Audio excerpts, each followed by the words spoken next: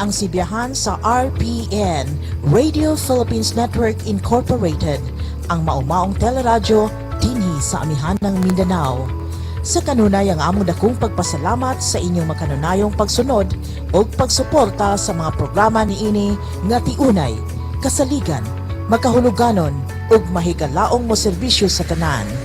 Sa matag adlaw inyo makita ang sibiyahan sa RPN sa Channel 5 sa Cable TV ug madunggan sa DXKO 1368 sa AM band. Mas gipalapdan pa karon kay makita na ang mga programa sa Facebook page sa DXKO Studio ug sa RPN DXKO. Adunay audio live streaming sa website sa rpnradio.com/dxko-studio na nagpasabot nga pwede madunggan ang atong pagsibya sa musunod ng mga provincial stations nationwide: RPN Iriga, RPN Dipolo, RPN Cebu, RPN Baguio, RPN Pagadian, RPN General Santos, RPN Bacolod, RPN Davao, RPN Zamboanga, RPN Surigao, RPN Batak ug RPN Cagayan de Oro. RPN DXKO Teleradyo, ang Radyo Ronda dinhi sa amihanang Mindanao, sakop sa KBP, kapisanan ng mga broadcaster ng Pilipinas.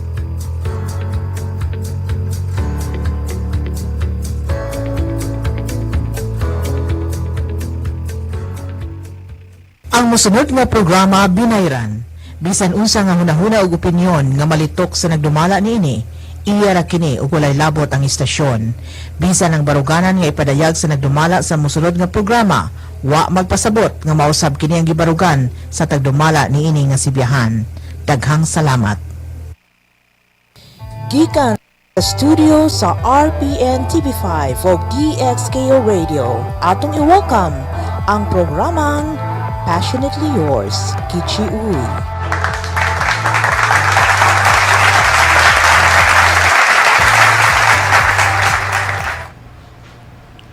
Good morning everyone! Good morning Tibuo, Cagayan de Oro ug sa tanan lumulupyo sa Misamis Oriental. We are on live local TV as well as on AM radio 1368 frequency and on live Facebook feeds of Passionately Yours Kichi Uy page and RPN DXKO as well as the page of, the own channel of RPN DXKO on YouTube.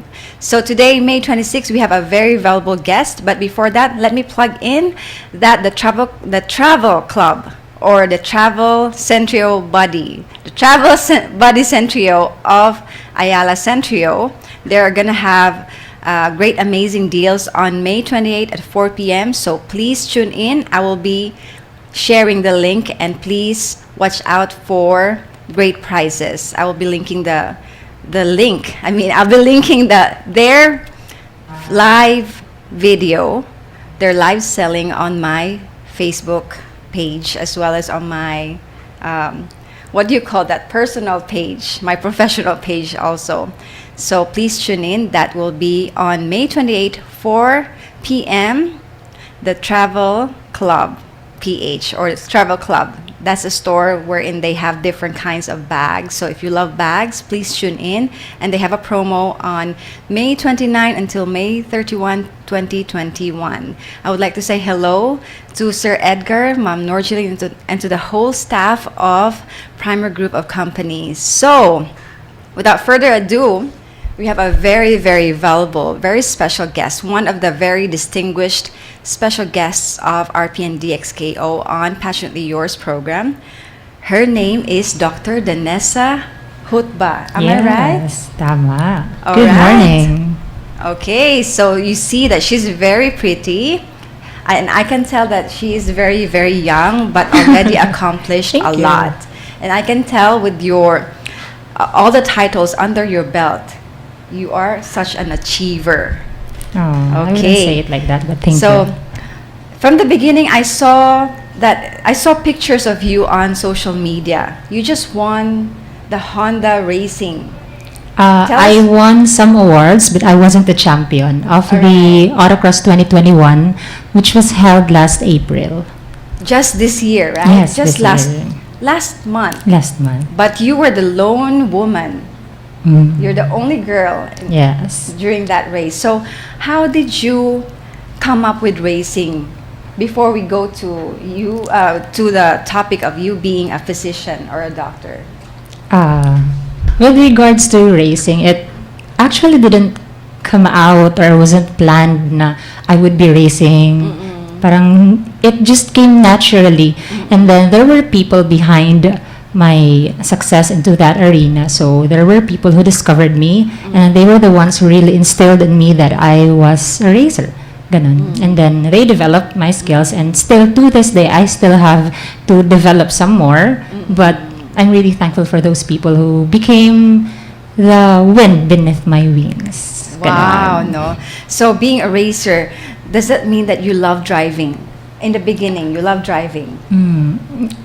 Yes, it's a definite yes. I really love driving long distance, to be specific, good Ma'am Gorgeous. Kasi, She calls me. oh yeah, I call her Ma'am Gorgeous. You just call me Kichi lang. Hindi, Ma'am Gorgeous. Kasi, Okay, continue. oo, kasi I feel like it's an escape from everything that's been happening in my life. That when I'm driving, I think of nothing else but the road ahead of me. So, I really consider it as more than just a pastime. Sometimes I just drive for the sake of driving. Wow, no. Do you also think of inspirations and plans whenever you're driving long distance? Yes. It's a really nice time to think it through, especially your goals in life. And then there's that part when it's raining, it's muddy, it's foggy, and then you're just driving and you're alone. Ganun. Because some people they find therapy Yes. in different ways. So you into driving Yes, or yeah. racing, right? So because you love driving, eventually you become a racer and you won some awards as a lone woman in that. What do you call that? Is it a contest or just racing? It's an autocross for a cause, but still Oh, there for a were cause. there were rankings and there were awards. Okay, so in different orders, Doc Danessa, if you don't mind me calling you Doc na lang diretso. Doc. Miss Dan. Miss I Dan. prefer to be called Miss Dan. Yes. Okay, all right, Miss Dan. Because in your profession, they call you Doc, Doc. yes. Okay, so para maiba naman. All right, so Miss Dan, it's sometimes when I think of you, when I started to know you through social media, I thought of you, she's so young, and how did she achieve that all? You know, Oh. being a doctor, I see your photos, you're having duties. Yes. I saw you look very cool, very sexy, very hot in your suit during your race, right? It's wow, right? It's like a modern woman, right? Aw. So when we were chatting, I consider you as one of the super women.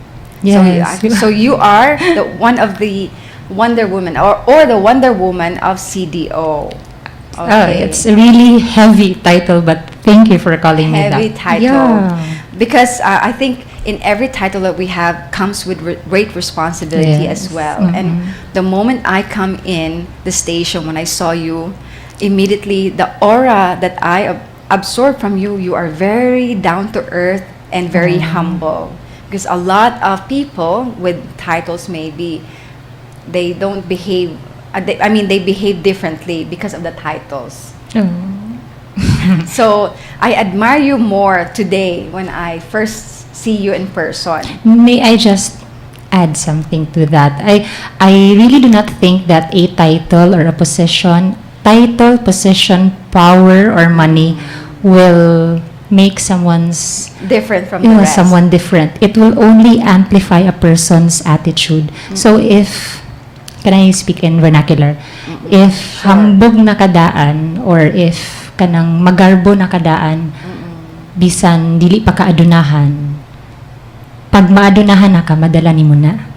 So it was instilled in me by my father and my mother, Mami Sarah and Dada Dan, that whatever place or position you are in your life, kasi parang, di ba, nasa wheel lang tayo eh. Pwede up, pwede down. Ganun.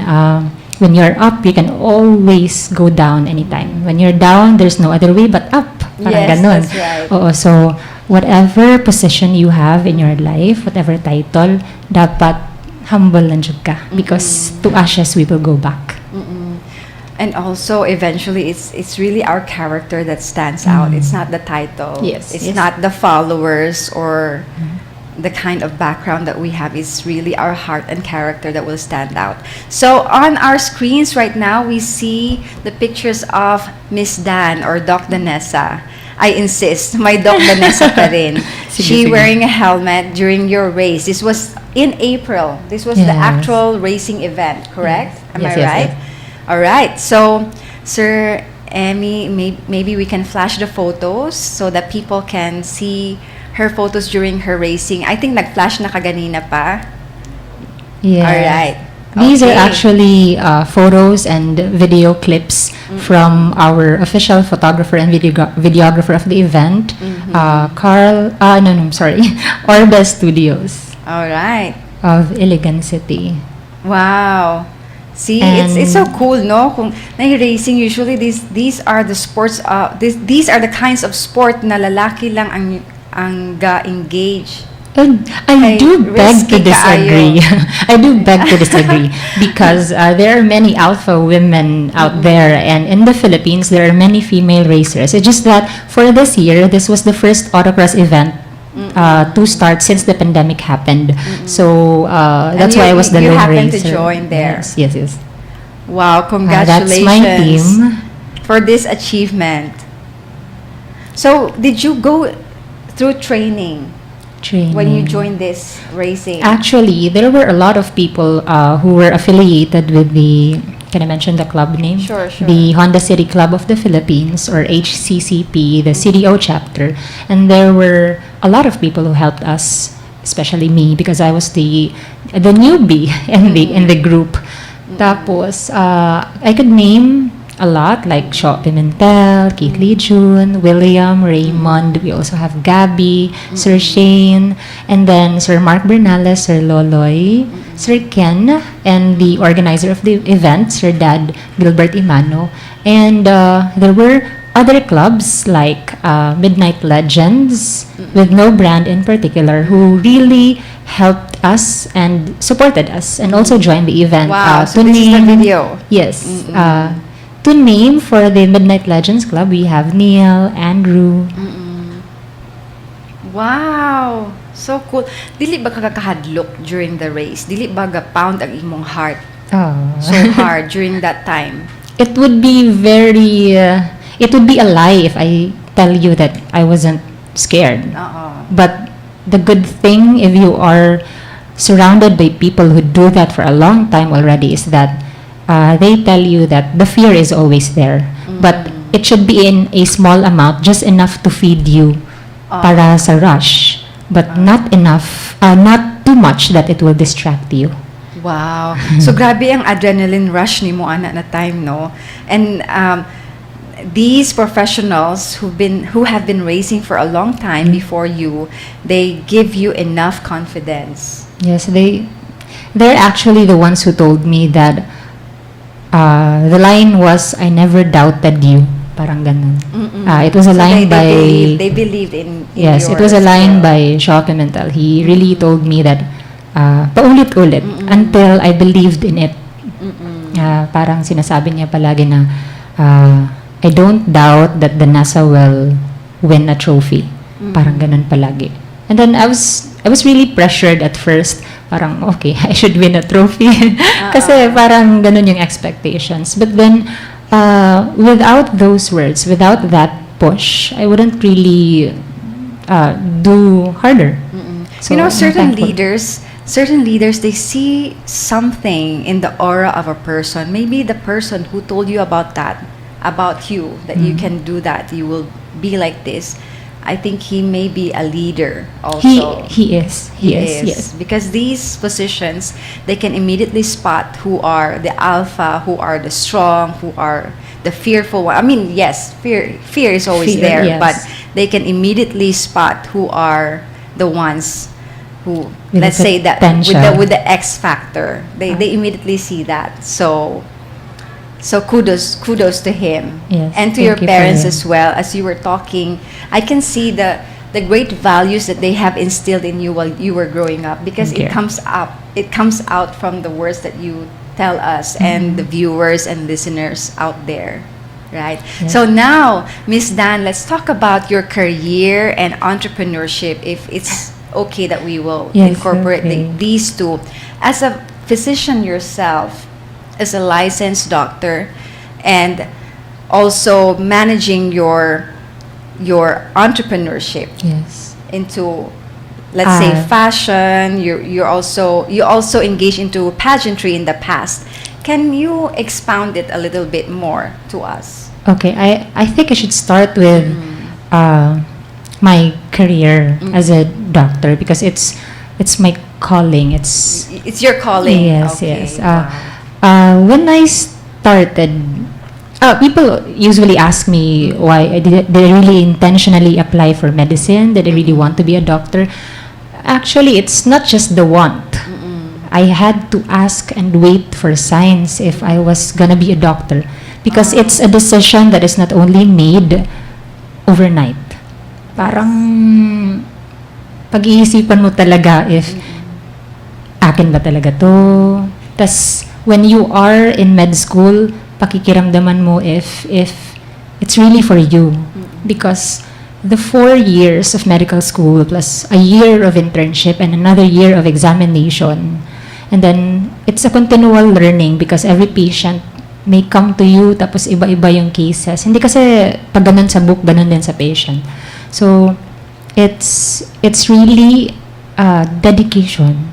Parang ganun. Parang It's a deep calling in your yes, heart. oo. Kasi maraming gustong maging doktor pero hindi lahat pinagpapala. And it's not because of the intelligence or the money or the opportunities. It's somewhere deeper than, it's something deeper than that. And on my case, I was in, this is the truth, ha? On my case, I was in elementary when I discovered, or I hoped to be a doctor. And it was because I loved fixing people. Parang ganun yung term. Fixing. Kasi parang the gastrocnemius muscle, or yung bagtak, is there was an accident, a motor vehicular accident, and I was there on site, and then I was just really attracted to the bones and the blood. I wanted to be there, suturing, sewing, ganun. Okay. Who is this person, if you don't mind me asking? Uncle. Your uncle, and you Oo. were still young at that time. The patient, yung uncle ko. I see. Tapos, parang, it just came instantly na I was really attracted to blood. And there was this feeling that You want to fix things. Yes, I want to fix things. The broken ones. I see. Ganun. Then nadala siya. You know, a lot of us are broken deep inside. Can you Yeah. also fix broken hearts? This How I is a wish. joke. how I wish. All right. But- So I noticed that you also fix the clothes. You also Yes, design. It's yes. also part of fixing. Yes. It's part of your career Yes. as well.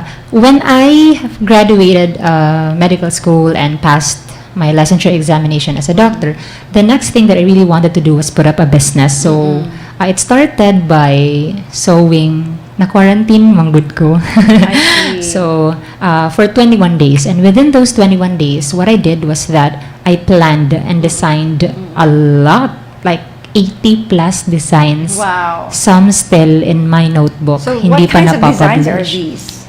These are dresses, rompers, mini dresses for children up to 11 years old. But those that I released, and thank you, Lord, for the company. Matatawag ko na siya na company. I am the sole proprietor of my own company, the Caliona Pride. And we have a website, www.calionapride.com. So we are selling clothes online. And it started with just kids' clothes. We started with just 40 plus every month, 40 plus pieces. And now we are selling 200 plus items. Pieces Wow. worldwide. What inspires you to make kids' clothes or to design kids' clothes? I've really been passionate about clothes. Sewing, yes. Sewing. Ever since I was in high school, I would, because I'm a really thin person, you'd see me, I'm a really thin person. Most of my dresses are, if I, an example, Oversized. to be specific, if I buy small size, masyadong masikip sa neck, masyadong short, so I would buy medium size and then alter. Alter it. Yes, alter it. So I started with that. And then ganun pa rin, nadala ko pa rin Did you siya. go to training or lessons? Sewing lessons? I had friends who are fashion designers and who had lessons themselves, and it's really good if you have friends on other places and other careers because they are willing to share their experiences for free. So I asked them for advice and then gave me lessons and books to read, videos to watch, and there I learned the skill of sewing and designing. I see. I want to ask a little bit more about this because I also have a sewing machine. Yes. During my downtimes, several years ago, my sewing machine became my best friend. True. So I did not know how to properly make the pattern. I started with dismantling a blouse and then make the pattern through the blouse. But I'm not technically trained how to do the measurements, how to do the pattern making. There's a manual for that. There's a manual There's for a that. manual for Okay. that. How you adjust a size 1 to size 2 and It just looks so complicated. I went to YouTube many times. It just looks so complicated. Yeah. It's different if in actual I'm being taught this. True. It's so different. Yes. So it's so you're so lucky because you have great friends like these passionate friends who don't think about money but they just want to share. yeah. And in return, blessings will come their way. yes. Yes. All right. So congratulations again because you are selling 200 pieces. Is it a month? Kids clothes. Yes, a month. Grabe no. Giunsa na niya pag-manage. So how do you manage all these things? With regards to management, there should be proper delegation. I have a team actually, and most of my schedule, because it's overlapping my career. Overlap na. Yes, as a doctor, as an entrepreneur, as a racer, as a poet. I mean, everything's overlapping. Yes. So I really have to thank my secretary and my administrative assistant Venus for always planning things properly, for organizing my schedule, and for even she's using my Facebook account and page for always updating me, prompting me, and even reminding me to eat on time. Eat on time because Yeah. you are so slim. Pero Sometimes ito yung I mga forget. hinahanap ng mga photographers, yung ganyan. Very, very slim. All right. So, you mentioned about being a poet, and I think I noticed in some of your uploads, your posts, that you are into poetry. Tell us more about that. Meron ba yung pugot, or where did it Pugot. come from? How did it started? Oh, okay. Could I? I'm sorry. I was taken up. It brought me down memory lane. Parang ganun. Biglang ano, Oo, biglang, when I wanna ask you about it, parang biglang, sa tingin ko, being a poet, to write the words from the heart with feelings, and you just don't think, but it comes with emotions. It also comes with painful experiences. Always with the hugot. Am I right? Yeah. Could I share that? Of course. This is. It please will take be this- It will be my first time to share it in public. In public. Yes. Please take the floor. With regards to being a poet, my first that's why I really love to be called Miss Dan above everything else, because my pen name is Miss Dan Writes. So I have over 100 poems waiting to be published by the end of this year. I'll post that. Anyway, it's not an easy journey being a poet, because most of the time when I write poems, I really bask in that feeling, in that emotion of sadness and of depression. And I think the most defining moment of me as a poet, na I really wrote a lot of poems and composed a lot of songs. I have 22 songs. Was back in 2009 when, are you ready? When I was physically abused by my partner. Oh, Physically. I see. So, Okay. You know, this story will help a lot of women who don't have the voice, who are fearful to express. So please, Miss Dan. yes. I have been, and actually my research back in med school about behavioral sciences was about being an alpha woman, or being taking control of your life, because you have been manipulated a lot emotionally and mentally by other people. And I was physically abused by my ex-boyfriend in 2009 for 4 months. And then during those 4 months, I didn't tell my parents because it was instilled in me that if you have a problem and you can solve it without, are you crying? I'm sorry. Without causing a hassle to other people, then You keep it. you keep it. And you know, sometimes when we fall in love, it's true, we get blind. I have been Yes. there too. We get blind, or we could put it like this. Love is not blind. It sees, but it doesn't mind. It tends to overlook the bad things because you focus on the good. Diba? You And always your heart hope. accepts because you think to yourself, I accept him because I love him. Yes, Ma'am Charo. Naging Napaka-emotional Charo na naman. Sir Emmy, na imo na kung Ma'am Charo. Alright, so please continue. This is very interesting. Yes, and it's my first time to really spill this out. That's why my classmates back in high school, and I mean it's college. Oo. Would really consider me somehow as weird or aloof, alone, depressed, parang ganun. Because You had your own world. yes, it was difficult to share that in words alone. So I had to share it I do have a poem about it, just a short summary. Could I read? I'll try Sure, to. please. I'll try to. And you know, a lot of times when we are abused, we tend to justify our partners. Yes. Oh, because it was my fault. Because he did it because it was my mistake. We tend to do that, which is some women, or maybe a lot of women who fell in love before in a wrong way.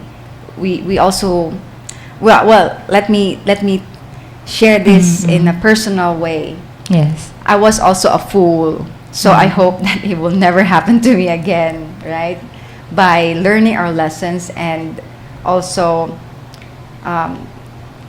using the lessons that we got from the bad experience. So please share your poem. This is actually a short poem written in 2011. It's entitled "The Process." This will just take 30 seconds. Okay, I'll read. Okay. The Process. 2009. His clenched fist landed over her abdomen. Her stomach took a good blow. She let it pass the first time it happened. She thought she needed pain to grow. 2010, an argument spiked. He punched her again. Her bruises do often show. She gets knocked down every now and then. She thought she needed to lie low. 2011, she was no longer under his domain. Her life turned against the flow. Now she casts a shadow of past forgotten, and now she thought it's time to let go.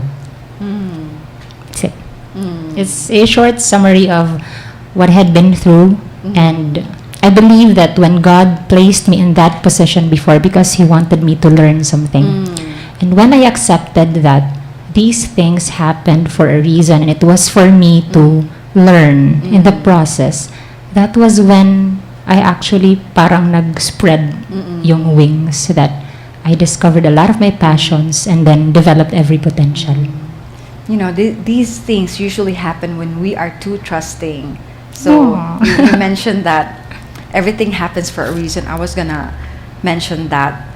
So I believe that these pains, emotional, psychological, mental pains, I think that it also pushed you through to become an achiever, to succeed in life. And you won a lot of battles already in your life.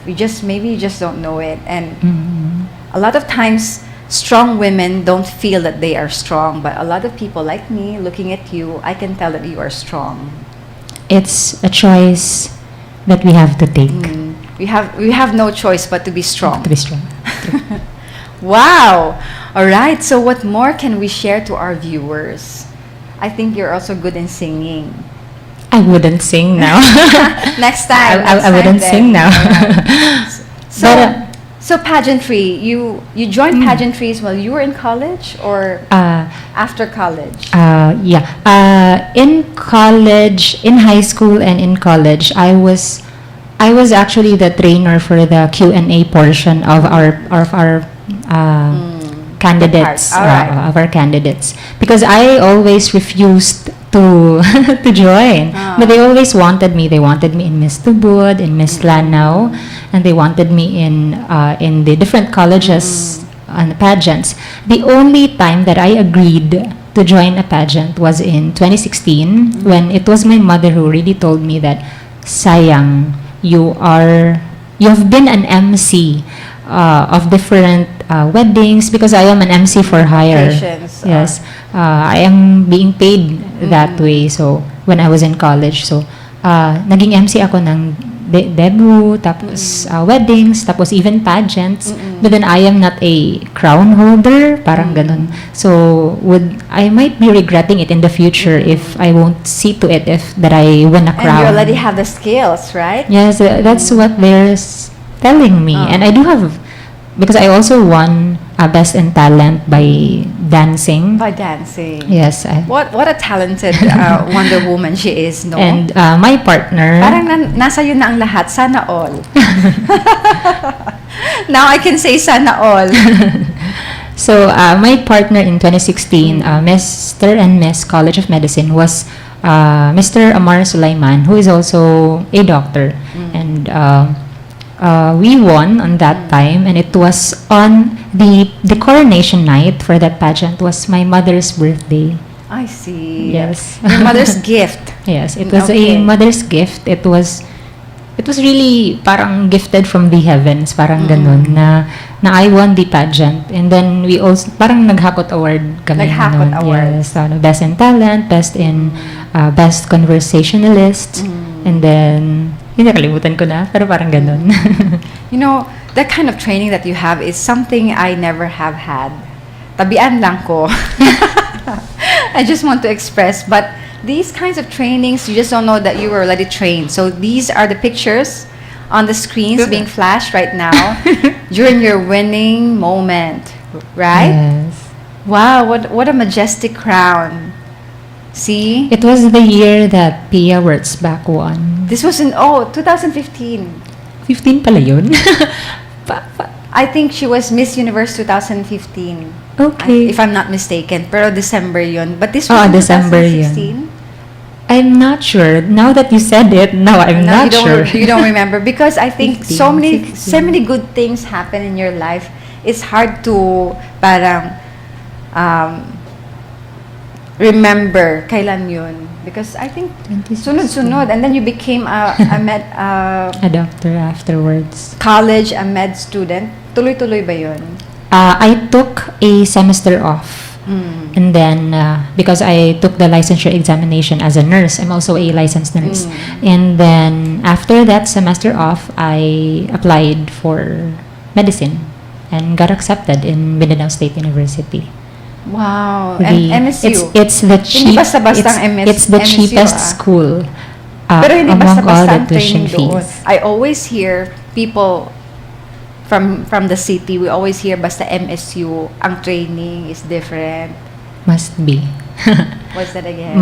It must be. I mean, It if must you be. if you graduated from MSU, you are carrying the MSU banner, so you should always hold it high. Because the training is not like not common. This is what I always hear, and it's an honor. It would be an honor to be a graduate of Yes.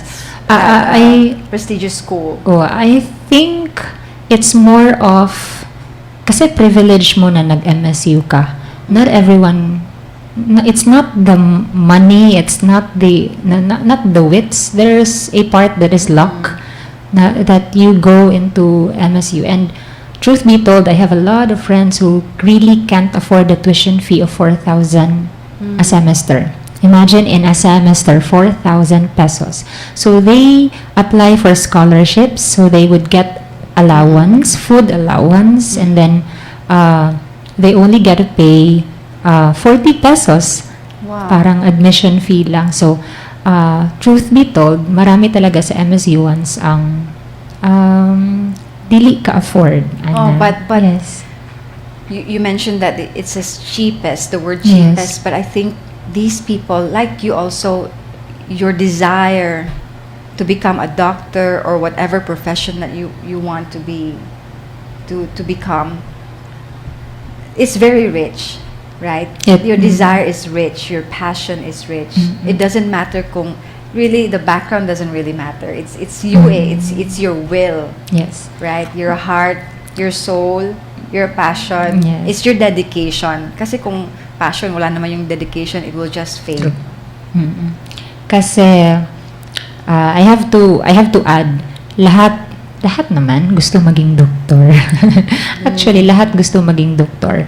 But when they go into, some people, when they go into medicine, and then parang grabe yung sacrifice, grabe yung inconvenience. You don't eat on time. You study a lot of chapters. Parang grabe yung sakripisyo. You forget your parents' birthdays. You don't get to attend any reunion. It's, when anyone asks me to describe medicine in one word, I would say sacrifice. Sacrifice. Yes, sacrifice. You sacrifice a lot. You know, Miss Dan, you mentioned that before you became a doctor, you took up nursing and become a nurse first. Didn't you think about going abroad? Because those, how many years ago? I think more than 10 years ago, they started that. It became so popular going abroad to become a nurse there.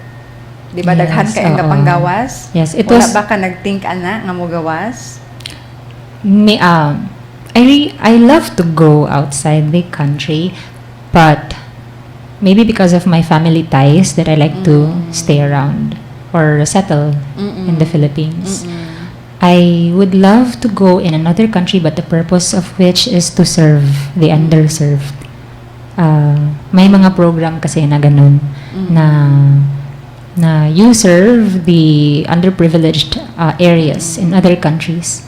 So I'm waiting for that opportunity. But at to, least now to work there, so I could gain more financial freedom, it hadn't appeared to me. It wasn't for me, kumbaga. Alright. Wow, no? Sana all lang talaga. Nurse na, doctor pa, racer pa, entrepreneur pa, daghan kaayo siya og mga skills and talents. It's so unique to know a woman like you having these skills and talents, and you still remain humble. Sana all ganito ang mga young women. Thank you for calling me young. Because maybe I also want to be part of the young. Ka-generation. But she is young, right? She looks really young, di ba, sir? Mura ra gid siya og sa yang itsura, mura siya high school pa. Nag-make up siya. Nag-blazer lang siya para to prepare herself for this interview. But I don't usually call it interview. It's more of parang just talking lang. Conversation lang. Like we don't think about people looking or hearing us. Ingana lang ako ang ginabuhat dinhi kan usahay ang uban matense kay sila, so more on barkadahan, maybe not so barkadahan, more of getting to know each other. Yeah, and may I just emphasize that it's really comforting to have you beside me and for you to have eye contact when we talk. It's reassuring that it's not that this interview is not publicized. Parang ganun yung feeling. It's like Ganun talking ba? to a friend. Oo. Parang ganun. I think that's normal, di ba? Kung magstorya ta, inganigid ko kung magstoryahon ko or gusto ko mahigstorya or naitaong gusto mahigstorya na ko. Importante, tanaw ta sa mata o sa Open. baba. Yes. I think I got it from my dad because my dad was in the military. Ang iyang training pod ba nga big letter A is big letter A. Kung magstorya kag tao, straight ka na. True. Valor gid ka mo storya. Kumbaga, okay, nahulog ang ato ang foam. It's alright. Sorry. In the meantime, could I Technical greet Yes, a lot please. of viewers? Because After you greet, please, maybe you want to inspire the young women who want to pursue their passions but are struggling. After your greeting, okay. yes, please. I'd like to greet Harold, Harry, Andrew, and Neil, who are watching from Cagayan de Oro right now, and also Kent Lignas of El Salvador. Thank you for watching. And then we have Dee, Charlotte, and Saadadin in Iligan City. They're also watching. And Clifford and Hart in Balingasag. So it's a lot of places.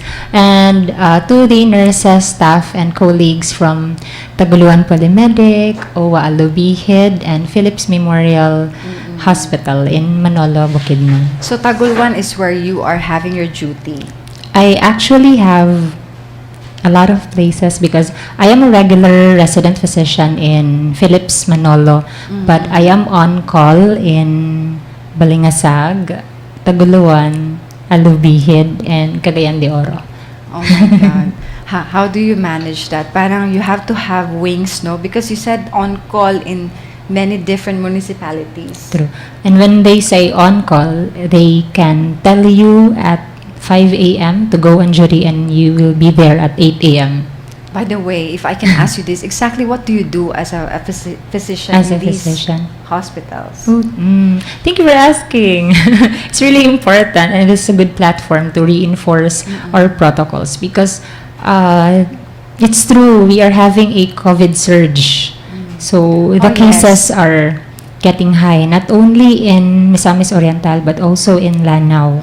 So and in Bukidnon. So In Cagayan de Oro as well. yes, and in Cagayan de Oro. So we as doctors, because I am assigned in the emergency room, so we are the ones who see the patients first. So I am so happy that the infectious units of the different municipalities or the MIUs are very responsive and they are in collaboration with us, different hospitals. They transport easily, give swab tests faster now, and we have different kits. And our medtechs are always, even on weekends, available at 8 a.m. to 5 p.m. So we also have locally stranded individuals or LSIs coming from other places, Manila or Cebu, who are coming home to via Laguindingan Airport, and they are being given swab tests or rapid antigen tests. So it tailors a safety net for those who are still in these areas. So I, as a doctor, assess, and I'm really a frontliner among the rest. So we see patients who are struggling, having COVID, because I still see people who do believe that it's a scam. Oh. Yes, who still question and claim that mangwarta ang doctor, dili COVID pero gina-declare as COVID. We don't have the capability to declare someone as COVID because only the tests can show that. What's difficult now is that because some people refuse to be checked easily or to be brought to the hospitals, they come in with very worse conditions and Already. yes, Which is late. Yeah, so I really encourage everyone at home that if you do have symptoms, at least try to consult, teleconsult. At least we could give you medications for that symptoms. It's not directly COVID. It's not COVID right away. At least we could manage that before it gets worse. Before it gets worse. okay, to save our lives, to save their lives as well. So, Doc Danessa, Miss Dan, before we go, and maybe you want to add more greetings and your inspirational message to the women for your empowerment and for those who are struggling to follow their passions before we say bye, and probably if we have more time in the future, there's always a floor for you. Thank you. Thank you for having me here, Ma'am Gorgeous. Bahala You're most ka, welcome. Ma'am Gorgeous. Bahala ka. And then, thank you, Thank you RPN, as well. for inviting me. It was really unexpected, and I thank you for having me here and for letting me share my story. Maybe I'd like to end this segment by answering a common question, if yung sana all or nasa iyo ang lahat, parang ganun. If I'm always being asked, can you really have it all? Diba? Yes, can you have it all? And By faith. with conviction and with confidence and with every circumstance considered, I believe a person can have it all. It's just that you can't have it instantaneously, Comes with a lot of sacrifice. not without effort, and not all at once. So it's like playing a juggle. You master two balls, you juggle it first, and then when you've already mastered that, you add another. So you start with your career and then your business. When you've mastered that and you have financial freedom, you add hobbies like being a racer, being a poet. You may also use that to gain money, so you publish books.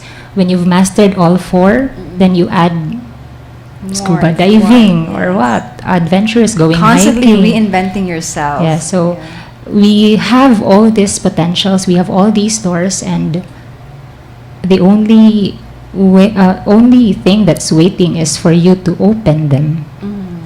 So that you can have it all, but not instantaneously, not without effort, and not all at once. Wow. Very, very nice inspirational message, no? Success is not overnight, definitely.